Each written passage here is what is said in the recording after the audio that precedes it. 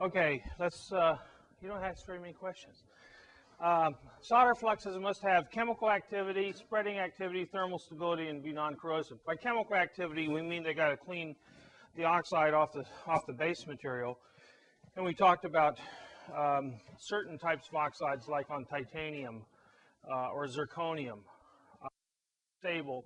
No one has ever found that will work 100 centigrade or 800 F that will clean those. And so certain metals are not solderable unless you do something else to basically convert the surface to a different material. In fact, I had a similar problem, and I may have already mentioned this, but a refractory material, and I basically ended up putting nickel on the material, electroless nickel, and then giving it a little heat treatment, the refractory material a little heat treatment, and it formed a reaction layer, and then I could solder to the nickel. Okay? So there are ways around it, but certain things can't be soldered very easily. So chemical activity is getting rid of the oxide. Spreading activity basically has to do I have the right balance of surface energies, or interfacial energies between the base metal and the flux, and the solder metal and the flux, and the solder metal and the base material. If not, then if the flux has a greater affinity for the base material than the solder does, then the solder is not going to spread. Which is one of the reasons why usually the solders are metallic and the fluxes are non-metallic, because I'm usually trying my base materials of metal, and I'll have the lowest interfacial energy if I coat the surface of a metal with another metal. Similar bonding, right? That can give me the lowest energy decrease. If I try to coat the surface of a metal with a ceramic or an organic, then the bonding is not as well matched, and I'll have a higher interfacial energy. Thermal stability, you can't have the flux decompose or degrade. Now, it's not as important in soldering, because soldering generally is over a smaller temperature range. But when we get to brazing, it turns out you have to have fluxes that operate at a number of different temperature ranges. Okay, so and it's even true in soldering. There are some fluxes that work better at lower temperatures than higher. Nonetheless, you have to formulate them for some thermal stability, and they have to be non-corrosive. And we really haven't talked a whole lot about non-corrosive.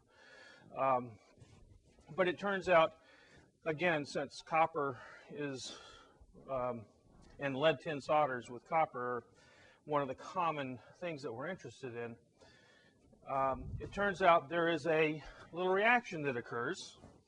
If I have lead oxide on the surface of the lead tin solder, and I get any chlorine around for any reason, and you actually are familiar with this reaction, whether you probably never seen it written down as the reaction, but if you've ever looked on the terminal of a battery in a car, particularly in New England where we put salt on the roads, and you look at the battery after a few years, you'll see this white powder forming at the anode. Okay? You've seen this crusty white powder? Well, this is the reaction. You got lead oxide on the lead battery terminal.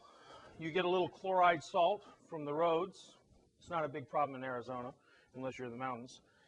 That forms lead chloride and water.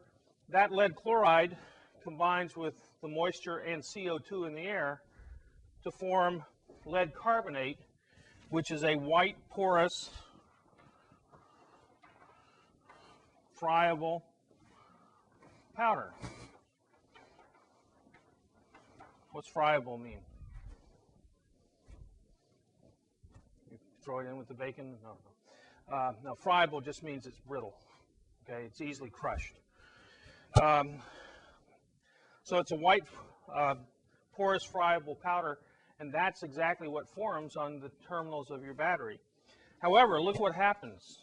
One of the reaction products here is HCl, and so it just goes back through the cycle again. And so it takes very little chloride ion to start this process where I just end up, the net reaction is lead oxide goes to lead carbonate, but in fact it goes through because of this chloride acting not exactly as a catalyst, but as a vehicle to the more complex reaction, and it just keeps on going. So you recycle your chloride contamination. So it takes very little chlorine. Now, if you remember when we were talking about fluxes, acetic acid fluxes, I mentioned you could have rosin fluxes, which are just straight acetic acid. They're very non-corrosive. I mean, pine sap, basically, is not terribly corrosive to the other things in the circuit board. However, RMA fluxes, which have a little bit of chloride, and I showed you the plot of why you'd like to do that, that essentially, if this is the amount of chlorine in your flux versus wetting time, freshly cleaned copper, it still wets that copper surface. The solder wets the copper surface within less than a second. But if I wait just an hour or 2 hours, then the wetting time goes up to 10 seconds or 100 seconds or whatever. And essentially at 100 seconds, I'm not wetting at all. So it turns out, if you go to lab supplies and buy some soldering flux, it's going to be RMA flux. It'll probably say somewhere if you read the fine print, RMA flux, which means it's mildly activated. It's got chlorides in it. Well, chlorides do this. It turns out many of the applications, certainly military applications, circuit boards, because you have these complex circuits that are going to sit around doing nothing until you need them 10 years later. They have strict requirements that you must use non-corrosive fluxes.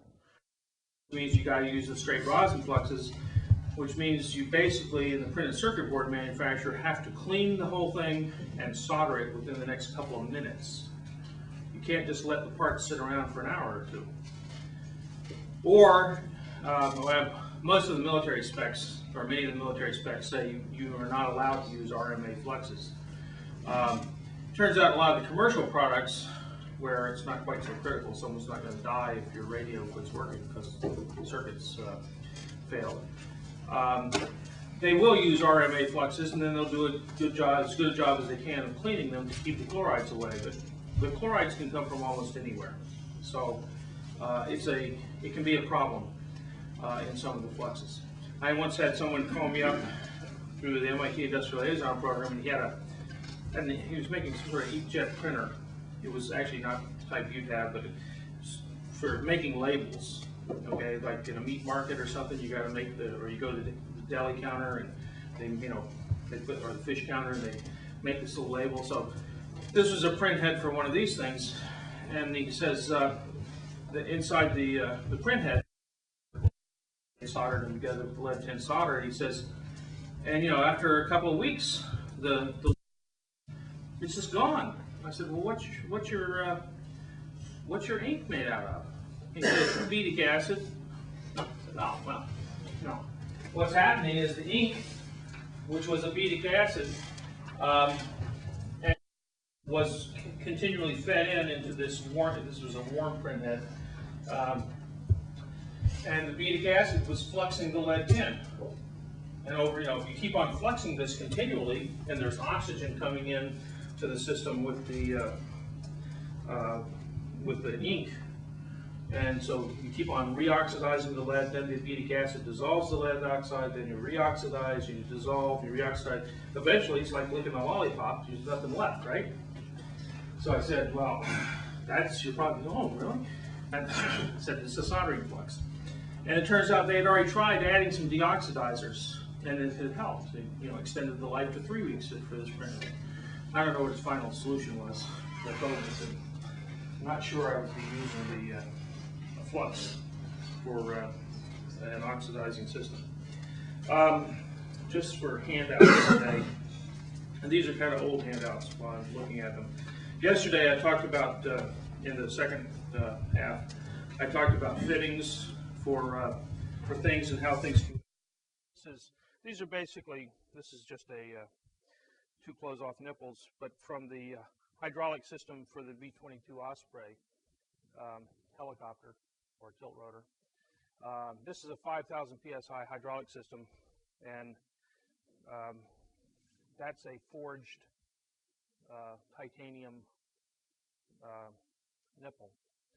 And this, on the inside, without showing, it's I'd have to take it apart, and I don't have the tools right now. But the seal for 5,000 psi is basically kind of a, it's kind of a an alligator tooth type seal, so it closes down like that, so it has a good spring action. And you can tell when you close these things, don't turn it too tight, because it doesn't take very much, okay, force before it actually grabs pretty tight with that spring action. And you can usually get it undone, but you can feel it when it first catches. It catches pretty well. However, the ship 4, the 4th helicopter, crashed in Quantico, Virginia, and although the Navy Court of Inquiry said it had to do with a leaking seal somewhere else, the evidence that everyone finally found was that well, they had found a hand-tight hydraulic fitting. And if you look in the upper, the ship was going around Quantico, and there were a bunch of people there. There were supposed to be some dignitaries and stuff, some congressmen, and it crashed into the Potomac River with everybody watching. I have a nice videotape. Someone was videotaping the air here. What was I going to say about the crash? Got a fire in the engine, and it turns out they had gone from airplane mode, where the rotors are going straight forward like an aircraft, and they were tilting them up into helicopter mode so they could land. And it turns out the hydraulic actuator that does the tilting of the nacelle, one of the fittings was found afterwards to be hand tight. So you got a 5,000 psi system with a hand tight fitting, and it's a wonderful sprinkler system. So you're spraying hydraulic oil all over the nacelle, and there's plenty of hot spots in the engine to ignite that. And you could see the burn patterns in the inside of the nacelle. It was all in the upper nacelle where this loose fitting was found. But nonetheless, the Court of Inquiry had found that it actually was a fire that started out in the engine, which didn't make any sense whatsoever, because the fire patterns were all in the opposite direction, but it didn't matter. What else was I going to say about the Osprey? Actually, has anybody actually seen the Osprey before? A couple of you? You ever seen the engine compartment? That nacelle? Open up things? I haven't seen anything so complex since I saw the inside of a nuclear submarine. Okay? Except it's in a small scale. I mean, it's very, very complex. Anyway, I was going to say something else about that. Okay, let's talk a little bit more. Oh, the other thing I was going to pass around here. I should have done this when we were talking about friction welding or hot pressure welding. I forgot I had this. This is a piece of gas pipe. So this is the way they now transport gas to homes and stuff, although this would be pretty big for a home. And the advantage of plastic in this application is that it doesn't corrode. It turns out most of the gas pipe, the old steel gas pipe that's out there in the ground right now, is got holes in it. And I don't know if I didn't tell you the story about 15 years ago, one Sunday morning, my neighbor knocked on the door at 7 o'clock to tell me water was coming up in front of my house. And did I tell that story? I'll tell it the second half anyway. So anyway, whenever you go digging the ground around these old gas pipes, the old steel pipes, typically the only thing that's keeping them together is the dirt that's clogging the holes. Okay, so this is a much better system because of the corrosion resistance. There are some problems with it because this is basically just polyethylene pipe. They put a heater in between here, and it's basically just a forge weld, and the little rings here are basically where you've squeezed out the contamination. This is sort of like a friction weld, except there's no spinning. You just put a heater in between this. You separate the things by about a ½ inch. Put the heater in, heat up the two sides, pull the heater out, and then just smash them together. And so you're extruding out the contamination. If you look closely, you can actually see, because the whole thing heated up, that caused the ends to expand, become bell mouth, and then you squeeze them together, but you had plastic deformation at that point. So when the whole thing shrinks, it's now smaller, and you can actually see the kind of slightly cusped shape of the pipe as it comes in. So there are residual stresses in here. In fact, that's one of the problems. It's not the tensile strength of these things, it's the impact strength. If you had an earthquake or something, these things can pop right open. Another reason why is because the polymer chains don't go across that joint. If you actually did a Sharpie test on this, hit it with a hammer, cut out a little piece and hit it with a hammer, it would fracture right there at the joint, because I don't have any covalent bonds going across there. I have a little bit of melting, but it's not there's not as many chains going across there. And there's probably still a little contamination and other stuff. But it's still a better way to do it than the old steel pipes, which are corroding. In fact, that's what I was looking at earlier this morning, was a propane pipe that people smelled propane for about a year around this restaurant until one night it decided to blow up. You would have thought that maybe they might have pointed out, I smell propane. So they talked to each other about it, they just didn't tell anybody who would do anything about it. The nice thing about failure is there's usually a reason. Okay, now there are a couple of different types of fluxes. We've talked about fluxing in general. One, and these have terrible names, but that's the way they came about historically. One's a chemical flux, and that would be something like acetic acid.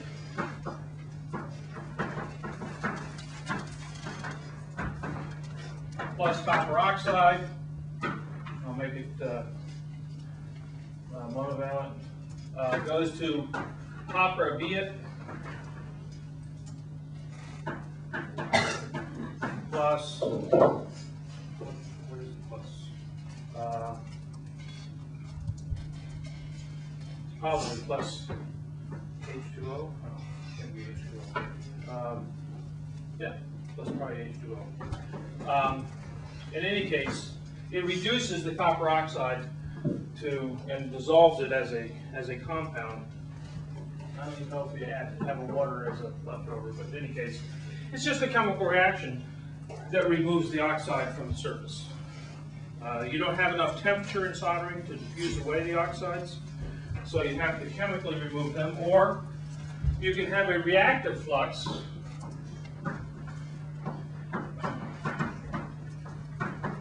A reactive flux would be something like hydrogen gas plus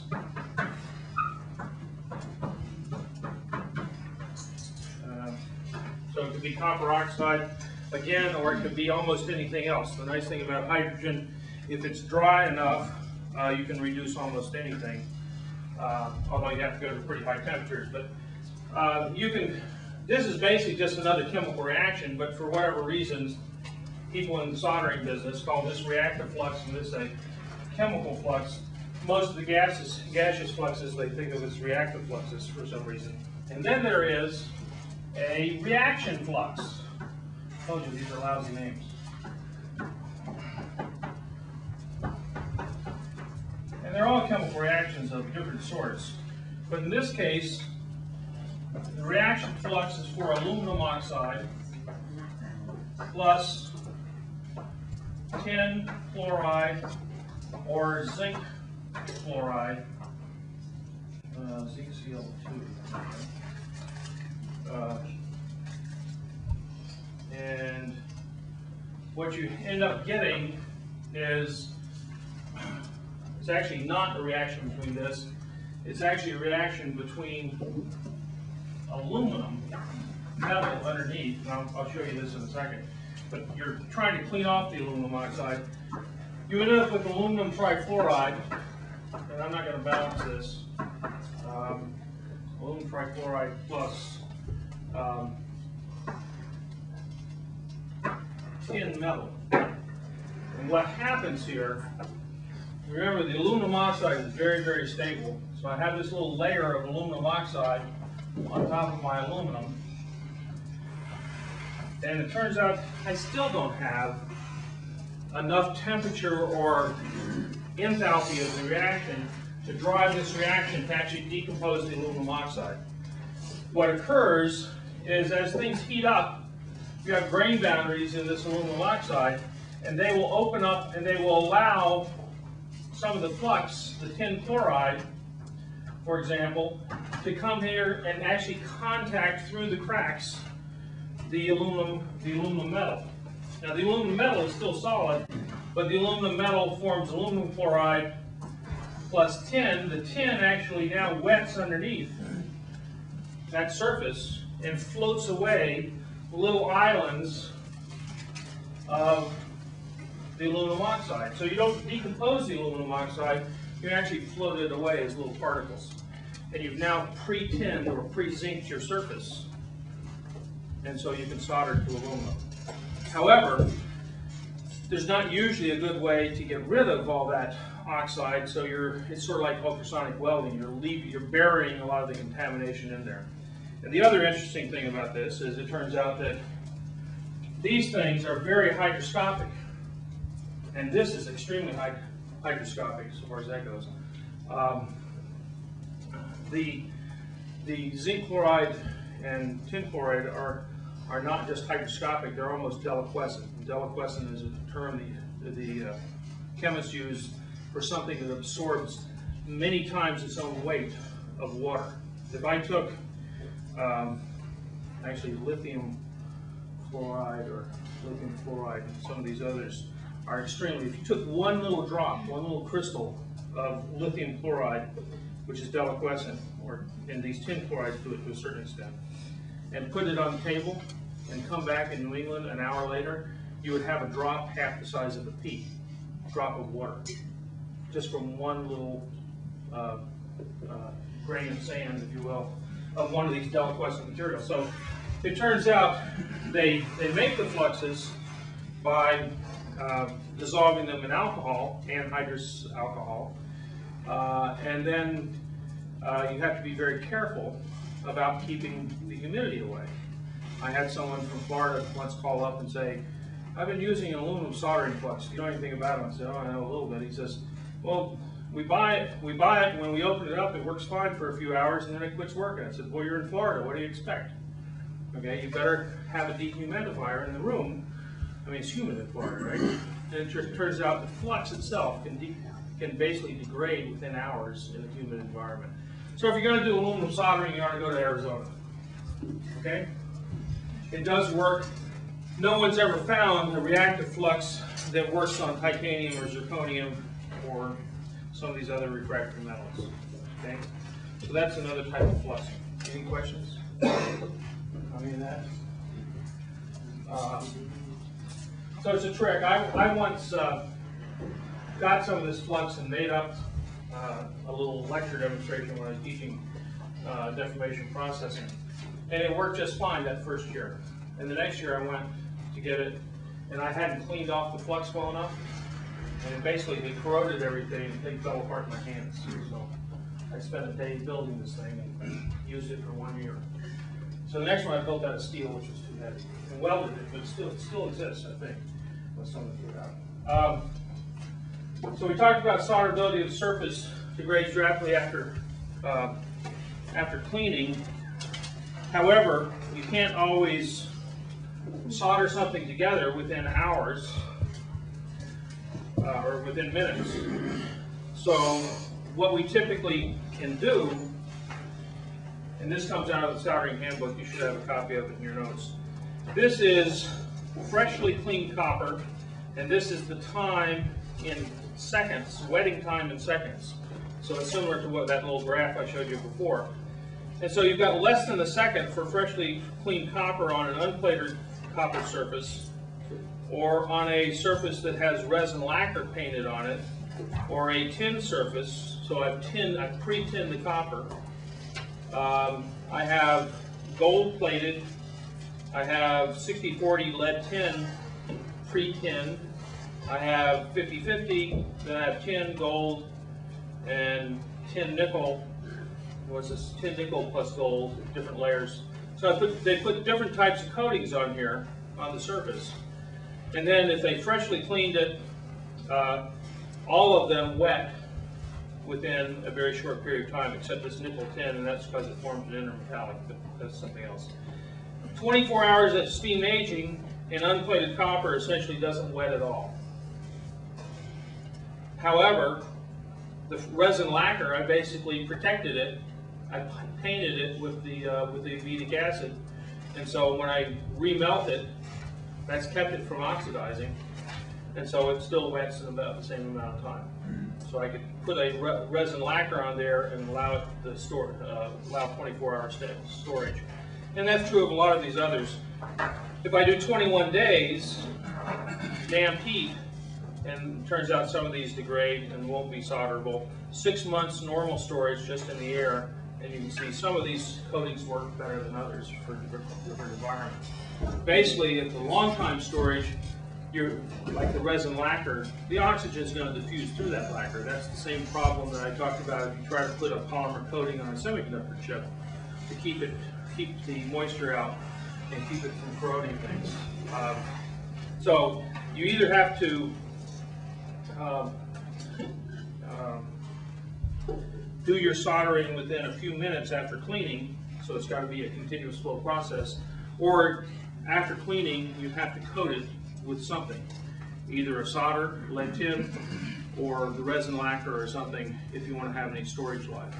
I remember 10 or 12 years ago, at the beginning of the Leaders Manufacturing Program, the first class had some students working with Motorola and digital equipment on the tab bonding. I gave you bonding tapes from Intel, but this was digital equipment was making their own. Actually, Motorola was making the tab chips on a tab tape, and there was a 2-month delay between the inner lead bonds and the outer lead bonds. The inner lead bonds were made by Motorola in Chandler, Arizona. Come up to Cupertino, where Digital had this big fancy facility, and they would make the outer lead bonds. When they were having a tremendous problem with the outer lead bonds, they did nothing to protect this stuff. I mean, they said, oh, well, we gold plated it. I mean, if you go back and look in the soldering handbook, you'll find it doesn't work. Contamination will, they put on very thin layers of gold, and the contamination will get through and create all kinds of problems. But that was for the MaxMind Outpost, which is a disaster anyway. So, just another piece of the disaster. However, I remember it was a big deal. The VAX 9000 was going to operate at 1 gigahertz. It was going to be about, well, I actually saw a couple. They were about the size of 3 or 4 desks. In fact, I remember, that's kind of an interesting story. We're up in Burlington, Vermont, was the final assembly point of the VAX 9000s. And so we went through the thing and saw how they put all these chips together. And the circuit board for the gigahertz computer was kind of like this. It had a bunch of modules in it. I mean, it weighed about 1,000 pounds, right? So that was just 10, 12 years ago what a gigahertz. That would have been a supercomputer at the time, basically, or near a supercomputer. Anyway, it was one of my favorite stories about quarterly profits and things like that. They had been building other VAXs in this plant before that, and we were walking around with the guy who worked there for 10 years, and somehow we got on the question of, at the end of the quarter, things always get busy and you got to ship product, right? It turns out some of the accounting firms will actually, at the end of a quarter, post someone at the loading dock for that last week of the quarter, so they know how many computers got shipped. And it turns out the old VAX computers were about the same size as a Coke machine, and so this guy, because the management wanted to show that they were shipping products so they could increase their quarterly profits, right? This guy would load up all the Coke machines in the plant and crate them up and ship them out. And of course the accountants there just count the boxes going onto the trucks, right? And so he told me how the last 2 weeks of every quarter he'd ship the Coke machines out, and the first 2 weeks of the next quarter he'd ship them back in. Just because they were the same size and weight the same as a computer. Okay, so anyway, just tells you what good accounting is. I've already given you some ideas of my feelings on accounting. One of the most necessary, but also one of the most dysfunctional things we have. Okay, let's talk about solderability tests. And now you're going to see the real science of soldering. If you want to know how long it takes and whether you've got a good system of flux, solder, and base metal cleaning, there are a number of different tests that people do. The one is the automated dip test. Okay, and the automated dip test, they have a little machine, and you put a little copper wire and you lower it into this vat of flux and metal. It does it. You lower it in and you pull it out, and you look at it and say, does it have any solder on it now? Okay, pretty sophisticated, huh? But they do it automatically so that it's reproducible.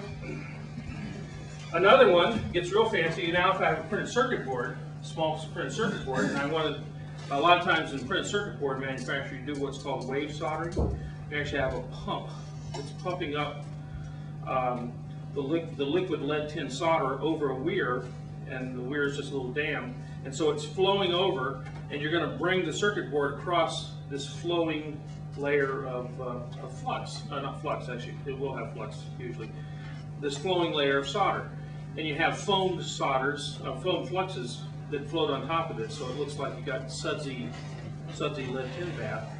And you just bring the printed circuit board by, and the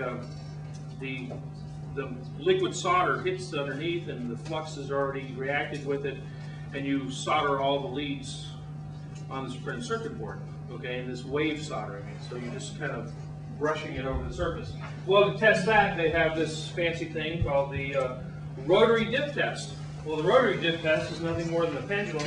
You put your circuit board on it, and you have a little bath of solder, and you just swing it through, and you can change the swinging rate, so you have different amounts of time that the circuit board is in contact with the solder, and you look at it and say, gee, did I get a good joint? So that's fairly sophisticated. The next one is the globule test, where they basically take a piece of copper, put some solder in it, they have a little notch, and they heat the whole thing up, and they see if everything flows. And the last one is the surface tension balance, which actually is a $50,000 machine. It's worth at least $5,000 or $10,000, but they sell it to the printed circuit board people for $50,000. And it's basically just a micro balance, and it's the same as the automated dip test. You take the wire, you dip it into the molten flux and solder, and you pull it back out. Except you now are going to measure continuously the force going in and out. Okay, and you get. What you will get is a curve that looks like this. This is the copper piece that you're going to put in the bath, which is down here. And the force balance with time, you go in, and then, well, first you go in, and it has whatever weight it has, and this is kind of zeroed out. It hits the surface, and initially it doesn't wet. In that first half second or second, there's no wetting, so you're actually pushing against the surface tension of the solder, which means that the copper actually weighs a little less because it's buoyant.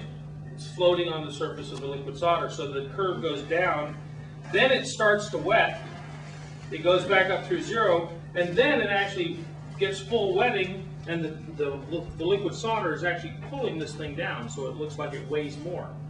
So I go positive, and then it sits there. If I pull it back out, then I'll get a little blip like this, and I'll come down, and what they really should show on here is this thing kind of being a little bit heavier at the end. Why is it a little heavier at the end? Because it's got solder on it. So that graph is not exactly like it should be. So now, this is a quality control engineer's greatest wish or worst nightmare, depending on how you look at it. You can look at this time, this height, that time, that time. I mean, there's all kinds. Look at all the parameters you can get off a curve like that. Now, the next thing is to figure out what they mean. Okay, but at least now you have parameters, you know, up the waz, right? So those are the types of tests that people do. Surface tension balance is getting more and more popular, even though it's $50,000.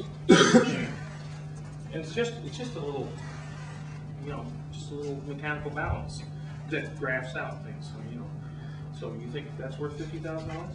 Actually, it does have a heater, so you can heat up the solder bottom. The next thing I wanted to talk about is compositions of solders.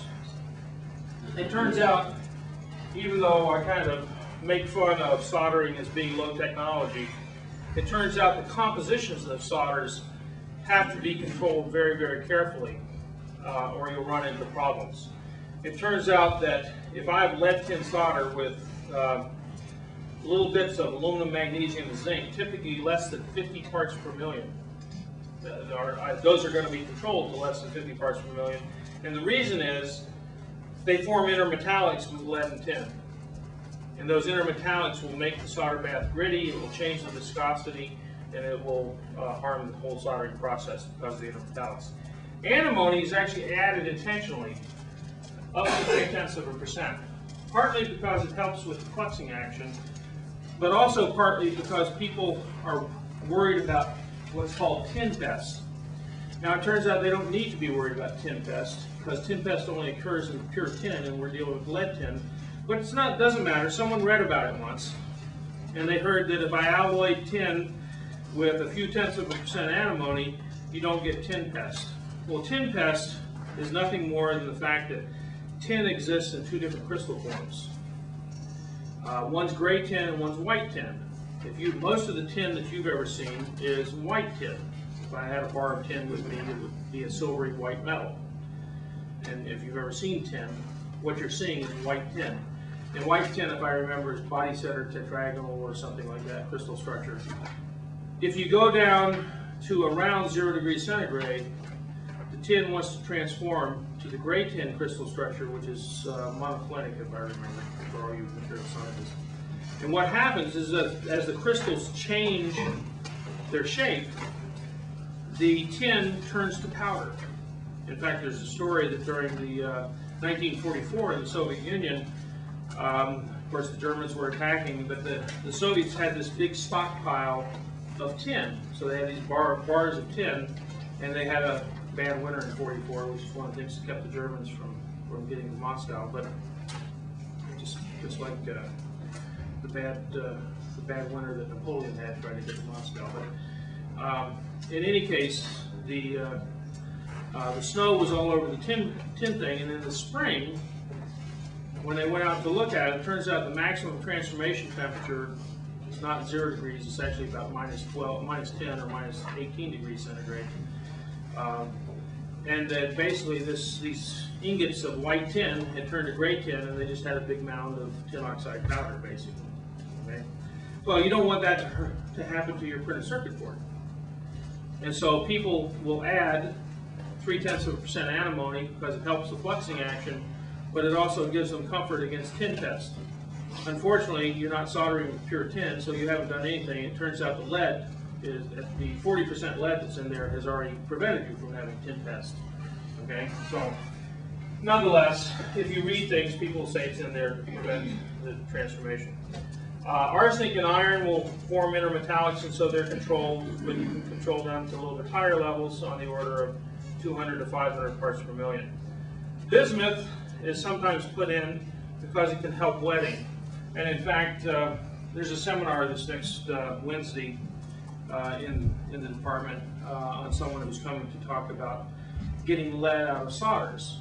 And one of the replacements that about 80% of the people in the world are looking at is bismuth solders.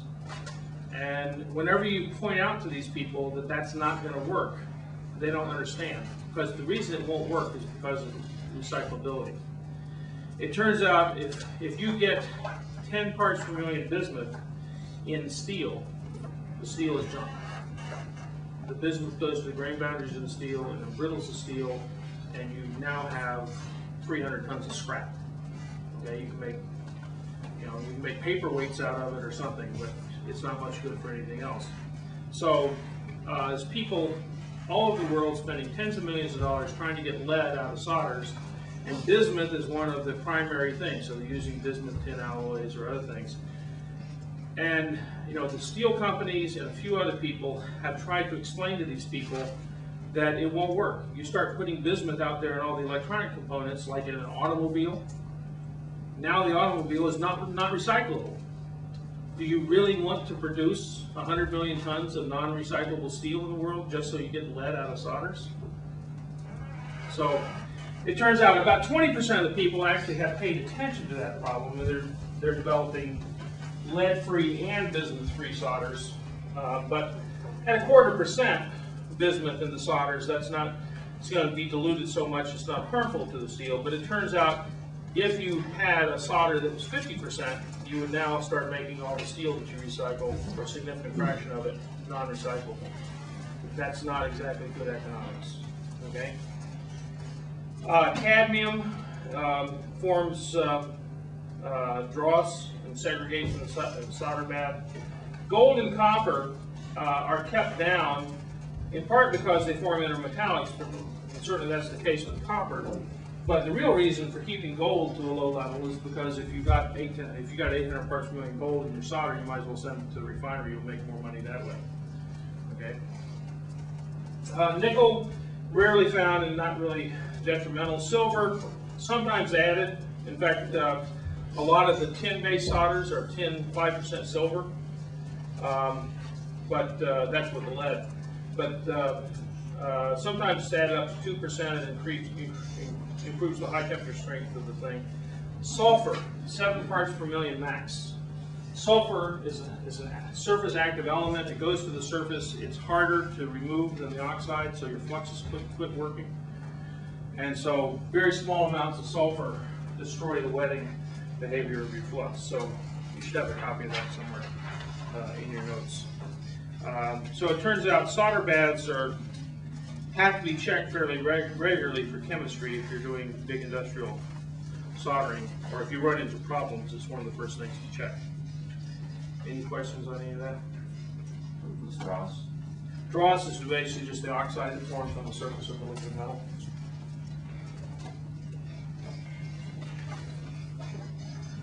Other questions? That's what you're trying to flux away to a certain extent.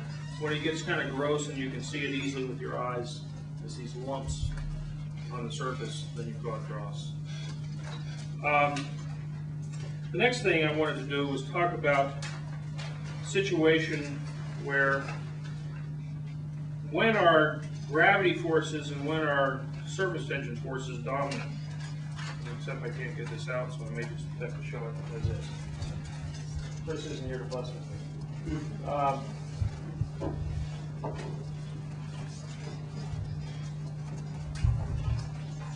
This comes out of a soldering book, and basically I got through holes on a printed circuit board, obviously drilled a little bit off center.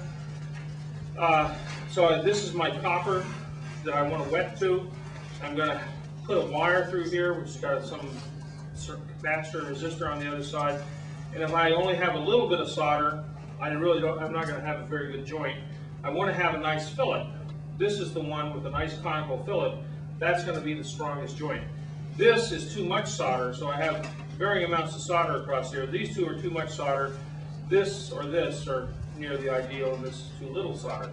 This is mechanically weak because of the stress concentration of the square joint. This, when I start having that much solder, I have the problems that I'm going to start shorting out between several things on a printed circuit board. So I want to have the right amount of solder when I do these things. And that is, how does the flux work? What's the temperature of the bath? How fast am I putting it through the soldering operation? All those things can influence this. But in any case, the thing I was interested in using this for is to demonstrate that at some point, it's basically surface tension and not gravity that's controlling the shape of the solder joints or the fillets. And it turns out there is a simple dimensionless number, which is called the bond number. It has nothing to do with bonding. It probably has to do with somebody's name whose name was Bond, and it probably wasn't James Bond. But this is really bad. I may have to do this one on the board. This is an old overhead. But the bond number is basically just the ratio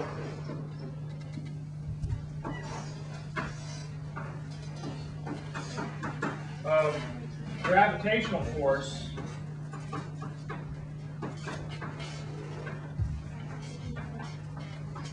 to the surface tension force.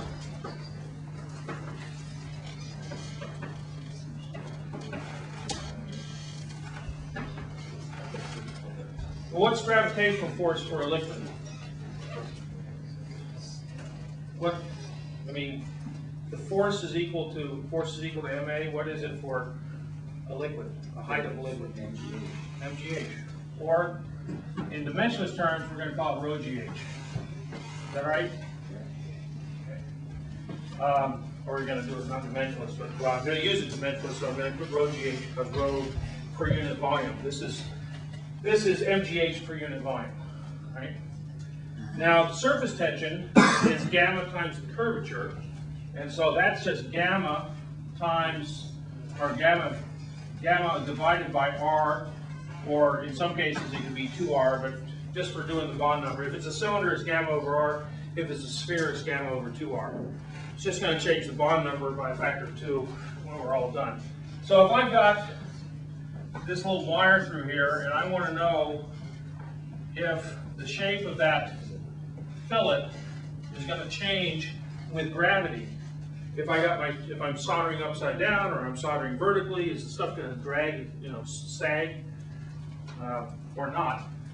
And I look at the bond number, and it turns out that if I put in the density of lead tin solder, gravity, and if I say that the radius, the curvature, and the height are approximately equal, I can just change that to a radius, and I'll end up with a bond number, which is rho g r squared over gamma, or 2 rg, rho rgh. You can multiply by 2 if you want to talk about spheres.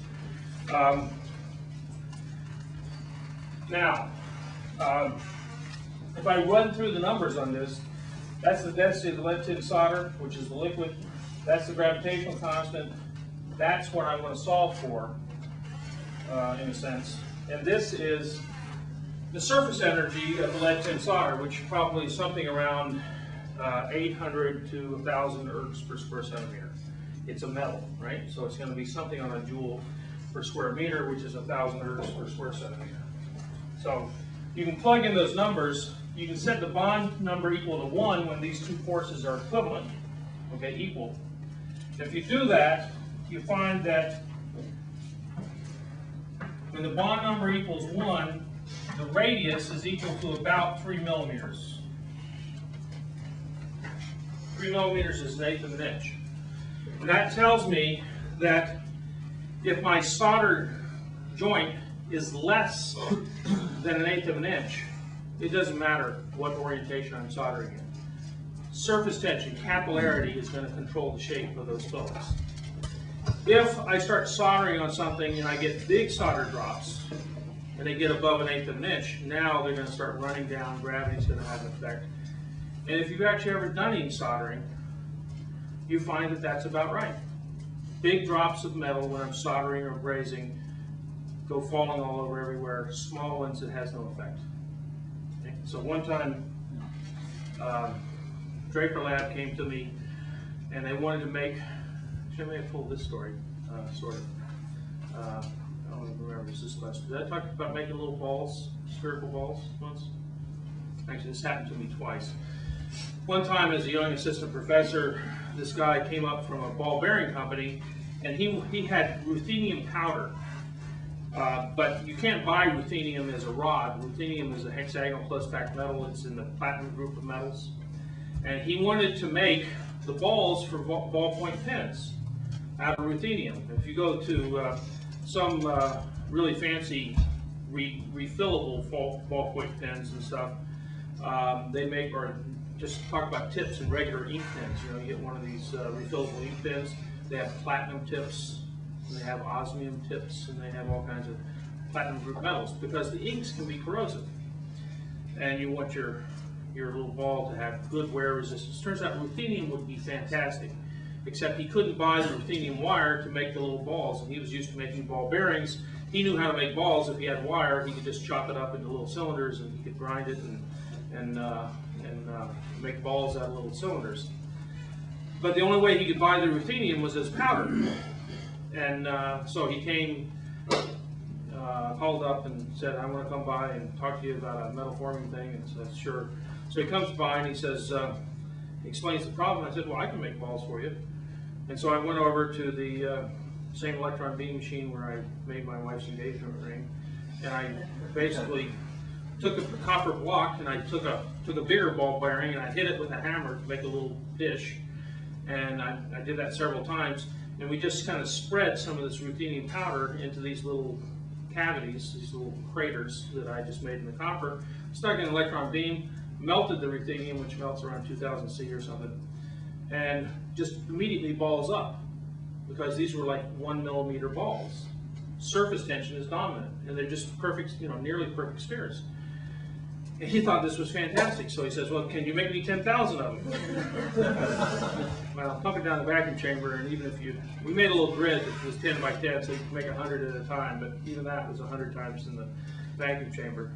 So I went down to the, I didn't have the weld lab then, went down to the weld lab, and I took that same thing, rigged it up so it was water cooled, and I now had a grid of 100 little cavities, and put the powder on there, and I took the gas tungsten arc, and I just kind of scanned the surface with the heat of the arc, and made a bunch of balls, and a few of them fell on the floor, but who cares, because the weight was small, it's only platinum group metal, who cares.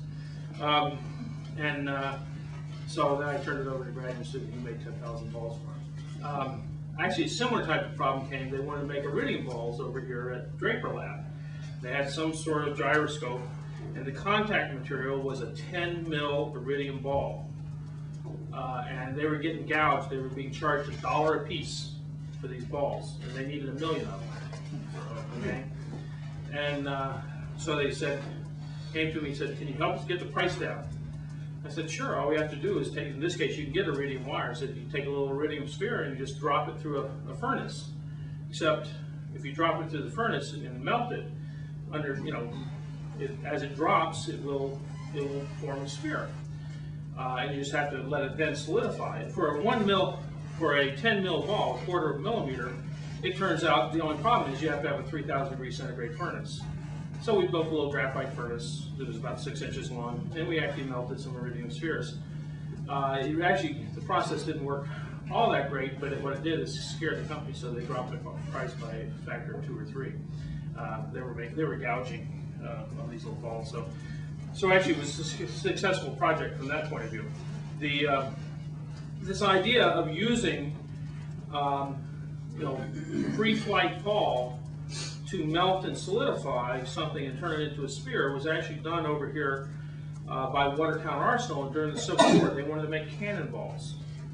And so they built a drop tower, and they were going to melt the steel at the top of the tower and drop it and have it turn into a sphere, and then have it hopefully solidify before it hit the ground.